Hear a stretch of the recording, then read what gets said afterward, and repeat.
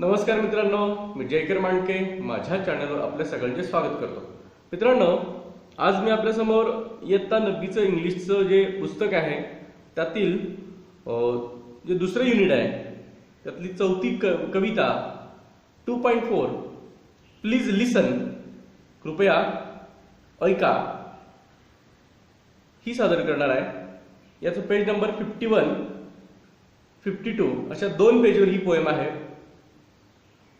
माझ्याकडे इथे पुस्तक आहे, तुम्हाला पुस्तकाची गरज भासेल तर मित्रांनो, व्हिडिओला सुरुवात करण्याअगोदर मी आपल्या सगळ्यांना विनंती करतो, तुम्ही जर अजूनही माझा चॅनल सबस्क्राईब केलेला नसेल तर कृपया तो सबस्क्राईब करा.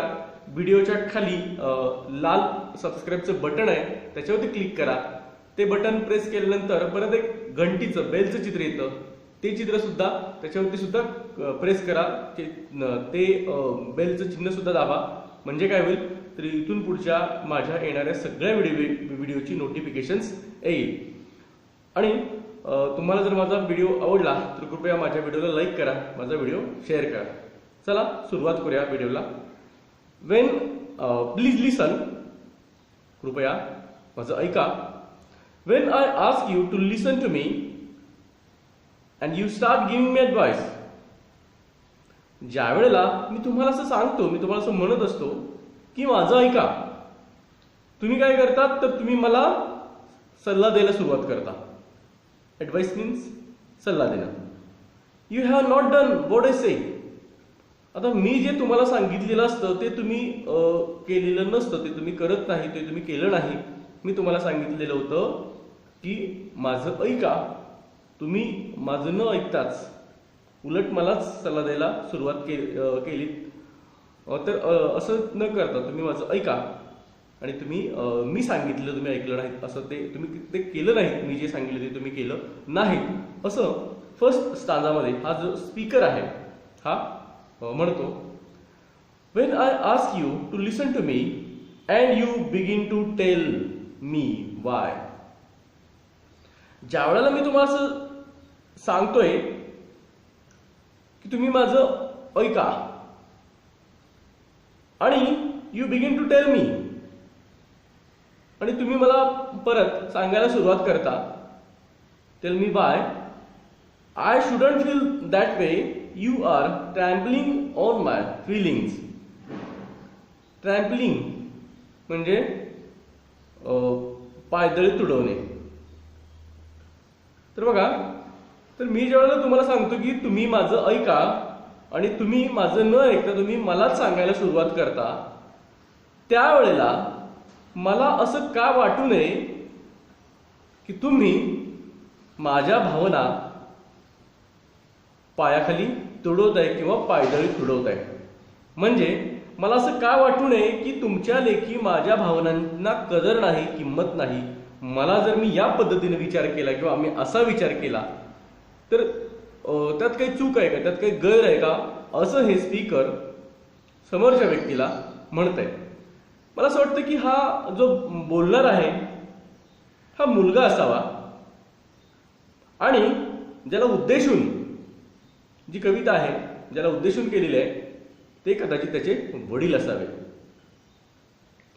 When I ask you to listen to me and you feel you have to do something, ज्या वेळेला मी तुम्हाला असं सांगतो की तुम्ही माझं ऐका and you feel you have to do something, आणि त्यावेळेला तुम्हाला असं वाटतं की तुम्हाला काहीतरी करायला हवं. कशासाठी तर टू सॉल्व माय प्रॉब्लेम, माझ्या काही समस्या सोडवण्यासाठी तुम्हाला काहीतरी करायला हवं असं तुम्हाला वाटतं. कधी तर ज्या वेळेला मी तुम्हाला सांगतो की माझं ऐका, त्यावेळेला तुम्ही माझं न ऐकता तुम्हाला असं वाटतं की तुम्ही माझ्या समस्या, माझे प्रॉब्लेम सोडवण्यासाठी काहीतरी करावं असं तुम्हाला वाटतं. You have failed me strange as that may seem. आता यू हॅव फेल्ड मी म्हणजे काय तर तुम्ही मला इथं मी अपयशी आहे किंवा मी अपुरा आहे, मी माझ्या समस्या सोडवण्यासाठी मी अपुरा आहे किंवा मी माझ्या समस्या सोडवण्यास कुठेतरी कमी पडतोय, असा अर्थ घेऊयात आपण इथं. तुम्ही मला अयशस्वी केलं असं न म्हणता, किंवा तुम्ही मला नापास केलं, अनुत्तीर्ण केलं असं न म्हणता, तर तुम्ही मला असं दाखवून दिलं की मी माझ्या समस्या सोडवायला अपुरा आहे किंवा मी कमी पडतोय. Strange as that may seem म्हणजे वाटणे, भासणे किंवा दिसणे. स्ट्रेंज म्हणजे विचित्र किंवा अपरिचित. म्हणजे हे सगळं असं विचित्र असं वाटतंय मला की मी तुम्हाला सांगतोय की तुम्ही माझं ऐका. तुम्ही माझं न ऐकता मला सांगायला सुरुवात करता आणि तुम्हाला असं वाटतं की माझ्या समस्या सोडवण्यासाठी तुम्ही काहीतरी करावं. पण यावेळेला तुम्ही काय करता, तर तुम्ही मला माझ्या समस्या सोडवायला मी अपुरा आहे, मी कमी पडतोय किंवा मी अपयशी ठरतोय असं तुम्ही मला एक प्रकारचं विचित्र दाखवून देता, किंवा अपरिचित असं नाही म्हणता येणार, पण विचित्र असं तुम्ही पुढे दाखवून देता, असं थर्ड स्टांजामध्ये त्यांना सांगायचं आहे. पुढे बघा, listen, all I ask is that you listen. ऐका, फक्त तुम्ही ऐका एवढंच मी तुम्हाला सांगतोय. हे सांगतोय की तुम्ही फक्त ऐका, हेच माझं तुम्हाला सांगणं आहे. Don't talk or do, just hear me. काहीही बोलू पण नका आणि काही करू पण नका, फक्त ऐका. काही बोलू नका, काही करू नका, फक्त ऐका. Advice is cheap, 20 cents will get you both dear Abby and Billy Graham in the same newspaper. Cheap म्हणजे स्वस्त. आता सल्ला हा स्वस्त आहे. इथं 20 cents will get in the same newspaper याचा अर्थ बघूया काय दिलाय. This is a reference in the columns in newspaper. म्हणजे काय, तर हा वृत्तपत्रातला हा एक संदर्भ दिलेला आहे. where people write about their problems and the columnist offers advice. See if your local papers have it. म्हणजे काय बघा, तर वर्तमानपत्रामध्ये ते जे रकाने लिहिणारे कोणी लेखक असतो तो काय करतो, तर लोकांच्या समस्यांना उपाय सुचवत असतो. लोक त्याला आपले अडचणी सांगतात, काय करायचं हे सांगतात, ते विचारतात आणि ते वृत्तपत्राच्या रकान्यामध्ये ते लोकांना ते भेटत असतं, मिळत असतं. इथं त्यांनी सांगितलं की तुमच्या स्थानिक वृत्तपत्रामध्ये अशा प्रकारचा एखादा कॉलम असतो का ते पाहायला. म्हणजे बघा, तर इथं त्याला सांगायचं आहे की सल्ला हा खरोखर खूपच चीप आहे, खूपच स्वस्त आहे, जो 20 सेंट्सला सुद्धा मिळतोय. सेंट पासनं $US बनतो. म्हणजे आपले पैशापासनं आपला रुपया बनतो, तसं सेंट पासनं $US बनत असतो. म्हणजे $1 व्हायला सेंटच्या अगोदर, डॉलरच्या अगोदरचं छोटंसं चलन की ज्या सेंटचं मिळून डॉलर बनत असतो. तर बघा, हा जो 20 सेंटमध्ये सल्ला भेटतो. म्हणजे डिअर ॲबी आणि बिली ग्रॅहम हे त्या न्यूजपेपरमध्ये तशा प्रकारचा सल्ला ते देत असतात ते. आणि तोही अगदी चीप आहे, खूपच स्वस्तात ते सल्ला देतात. म्हणजे तुम्ही मला सल्ला देऊ नये असं एक प्रकारचं या मुलाला सुचवायचं आहे. हा कदाचित हा टीन एजर मुलगा असावा किंवा मुलगी, आणि या वयातील मुलांना सल्ला दिलेला फारसा आवडत नाही.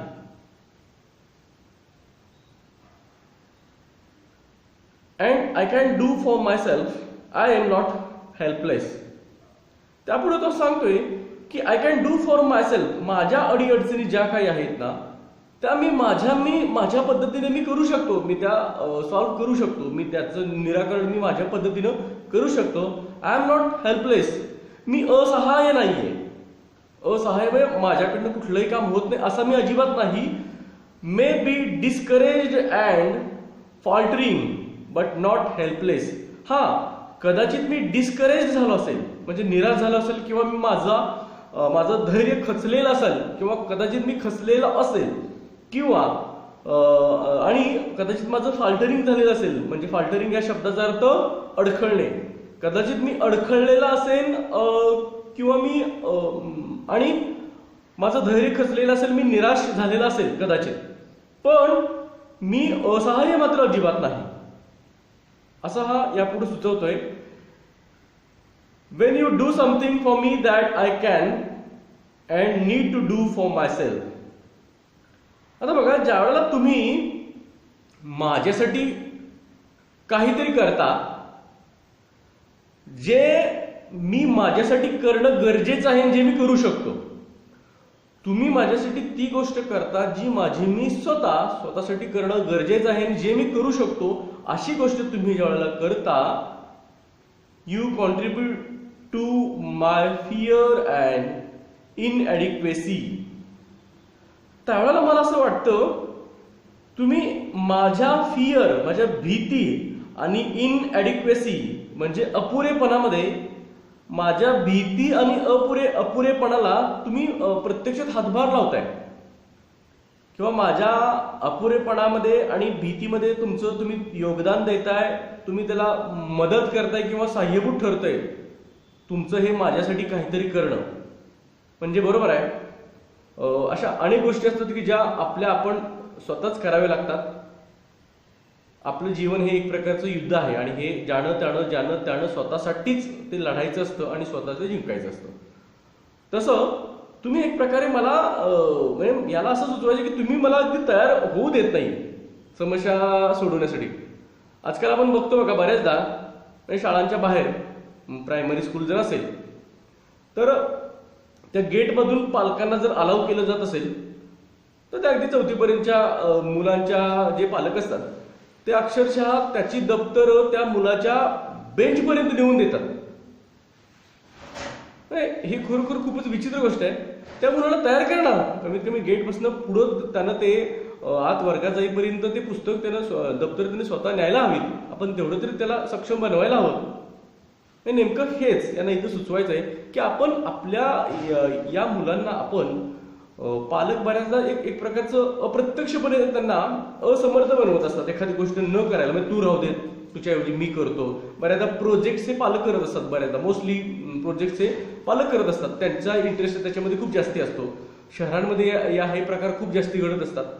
तर नेमकं हेच यांना सुचवायचं की तुम्ही माझ्या भीतीमध्ये आणि माझ्या अपुरेपणामध्ये एक प्रकार तुम्ही ती भीती वाढवायला म्हणा, किंवा माझ्यातला अपुरेपणा आहे तसं तो वाढवायला किंवा तो तसाच राहिला तुम्ही एक प्रकारचं सहाय्य करताय, किंवा तुम्ही तुमचं कॉन्ट्रीब्यूट करताय. कॉन्ट्रीब्यूट या शब्दाचा अर्थ योगदान, त्याच्याबरोबर हातभार लावणे, सहाय्यभूत ठरणे वगैरे वगैरे. पेज नंबर 52 वरती पुढे आहे बघा. But Wien you accept as a simple fact that I feel what I feel, no matter how irrational. पण ज्यावेळेला तुम्ही एक साधं सत्य तुम्ही ज्यावेळेला स्वीकारता आणि वस्तुस्थितीचा ज्यावेळेला तुम्ही स्वीकार करता, म्हणजे काय बघा की जे मला वाटतं ते मला वाटतं. मग जरी ते इरॅशनल असलं, आता इरॅशनल चा अर्थ आहे illogical, without any reason or base, म्हणजे असमंजस. मला एखादी गोष्ट वाटत असेल तर काय हरकत आहे ती असमंजस असली, ती मला वाटते. इट इज फॅक्ट, ही खरी तर वस्तुस्थिती आहे. जर या देशामध्ये लोकशाही आहे आणि समजा माझा एखादा विचार असला किंवा माझी एखादी श्रद्धा असली, हा ती मला पटते, माझा विचार असा आहे, तो समोरच्याला पटो अगर न पटो, दॅट इज म्हणजे तो काय अजिबात मॅटर करत नाही.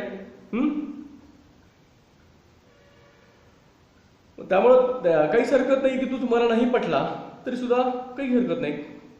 Then I can stop trying to convince you and get about this business. आता त्यामुळं मी काय करू शकतो, तर तुम्हाला ही गोष्ट पटवून देण्यासाठी, तुम्हाला मी कन्व्हिन्स करण्यासाठी मी हे थांबवू शकतो. मी जो तुम्हाला ही गोष्ट पटवून देण्याचा जो माझा प्रयत्न चाललेला आहे तो मी थांबवू शकतो. And get about this business, याबद्दलचं जे तुम्हाला मी पटवून द्यायचं आहे हे मी थांबवू शकतो. Of understanding what's behind this irrational feeling. म्हणजे बघा, तर हे जे काही काम आहे की तुम्हाला माझं जे इररॅशनल भावना आहे, माझी जी असमंजस एखादी भावना आहे किंवा विचार आहे, या असमंजसतेच्या पाठीमागं नेमकं काय आहे हे पटवून देण्यासाठी, तुम्हाला याचं हे कन्व्हिन्स करण्यासाठी, पटवून देण्यासाठी मी हे काम मी थांबवू शकतोय. कारण हे मला समजलेलं असणार आहे की तुम्ही काय करता, तर तुम्ही ऐकतच नाही. म्हणजे बऱ्याचदा मुलाला काय म्हणायचंय हे पालकांची ऐकण्याची मनस्थितीच नसते. बऱ्याचदा त्यांनाच बोलायची खूप हौस असते. हे इथं त्यांना सुचवायचंय.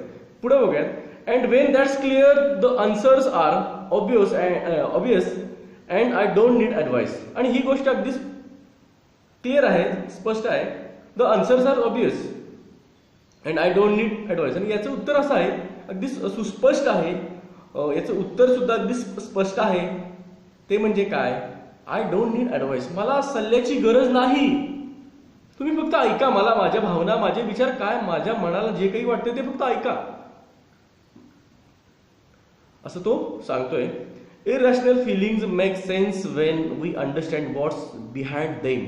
आता बघा, ज्या गोष्टी तुम्हाला इररॅशनल वाटतायत, ज्या असमंजसपणाच्या वाटतायत, ज्याला निष्कारण आहे तसं वाटतायत, त्याच्या मागं सुद्धा त्यांना सुद्धा अर्थ प्राप्त होईल. ज्यावेळेला त्याच्या पाठीमागं नेमकं काय आहे ज्यावेळेला तुम्हाला समजेल, त्यावेळेला त्या इरॅशनल थिंग्सला सुद्धा काहीतरी अर्थ प्राप्त होईल. म्हणजे त्या असमंजस बाबींना सुद्धा काहीतरी अर्थ प्राप्त होईल. ज्या वेळेला एखादी ती गोष्ट करण्या पाठीमागं माझा नेमका उद्देश काय आहे किंवा त्याच्या पाठीमागे जे काही दडलेलं आहे हे ज्या वेळेला समजेल, त्यावेळेला त्या इरॅशनल फिलिंग सुद्धा त्याला एक प्रकारचा अर्थ प्राप्त होईल. ज्या गोष्टी तुम्हाला असमंजसपणाच्या वाटतात, निरर्थक वाटतात, त्या सुद्धा अर्थपूर्ण बनतील त्याच्या पाठीमागं जी काही भावना दडलेली आहे हे समजल्यानंतर. Perhaps that's the why prayer works. आणि perhaps that's why prayer works. आणि कदाचित म्हणूनच त्या प्रार्थनेचा परिणाम होत असेल किंवा काहीतरी ती प्रार्थना काम करत असावी, कामी येत असावी. समटाइम्स फॉर सम पीपल, काही वेळेला आणि काही लोकांच्यासाठी ती जी काही प्रार्थना आहे ती त्यांच्या कामास येत असेल किंवा तिचा काहीतरी परिणाम त्यांच्यावरती होत असेल. Because God is mute. कारण का? तर देव हा म्यूट आहे, तो निशब्द आहे. And he doesn't give advice or try to fix things. आणि देव कधीही सल्ला देत नाही. देव अजिबात सल्ला देत नाहीये. देव हा अगदी निशब्द असतो. बरोबर? देव हा निशब्द असतो. तो कधीही सल्ला देत नाही. बाबा हे असं कर, असं करू, अजिबात सांगत नाही. Or try to fix things, किंवा एखादी गोष्ट स्पष्ट करणं, एखादी गोष्ट फिक्स करणं म्हणजे निश्चित करणं, स्थिर करण्याचा तो अजिबात प्रयत्न पण करत नाही. परमेश्वर कधीही एखादी गोष्ट तुमच्या माझ्यासाठी निश्चित करण्याचा प्रयत्न करत नाही किंवा तो करतच नाही. ना की तो एखादा सल्लाही देतो. God just listens and lets you work it out for your self. देव फक्त ऐकतो आणि अँड लेट्स यू वर्क, आणि तो it out for your self. देव फक्त ऐकतो आणि तो तुम्हाला काम करू देतो.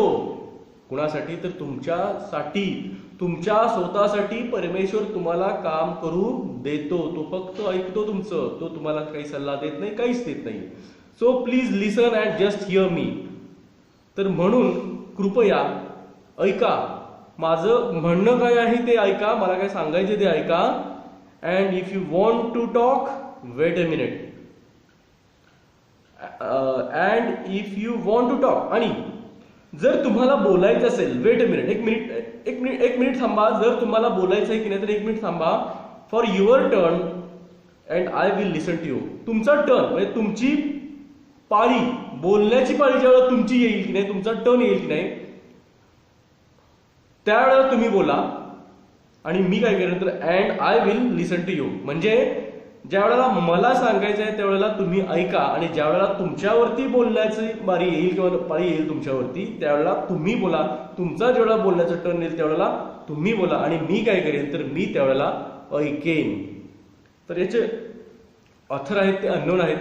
ही पोएम कुणी लिहिलेली आहे माहीत नाही. तर मित्रांनो, अत्यंत छान सुंदर सुरेख अशी कविता आहे. मला असं वाटतं की या कवितेमधनं मुलांच्या पेक्षा पालकांना खूप मोठा सल्ला या कवितेमधनं मिळतोय. बऱ्याचदा त्या मुलांचं नेमकं त्यांच्या मनात काय आहे हे फारसं विचारलंही जात नाही, ऐकलं पण जात नाहीये. त्यांना डायरेक्ट डिसिजन सांगितली जाते की हे असं असं आहे, हे तुला करायचंय. तर मग त्याचंही समजा तो जे काही वागत असेल त्याच्या पाठीमागं काहीतरी त्याचा काहीतरी स्वतःचे विचार असतील, भावना असतील. खरं तर पालकांनी त्या गोष्टी त्याला विचारल्या पाहिजेत, विश्वासात घेऊन त्याला विचारल्या पाहिजेत, आणि ते त्याच्याकडून ते ऐकलं पाहिजे. त्यालाही कधीतरी बोलू दिलं पाहिजे, आपण ते ऐकलं पाहिजे. तर माझा हा व्हिडिओ तुम्ही पाहिल्याबद्दल आपल्या सगळ्यांच्या मनापासून धन्यवाद मित्रांनो.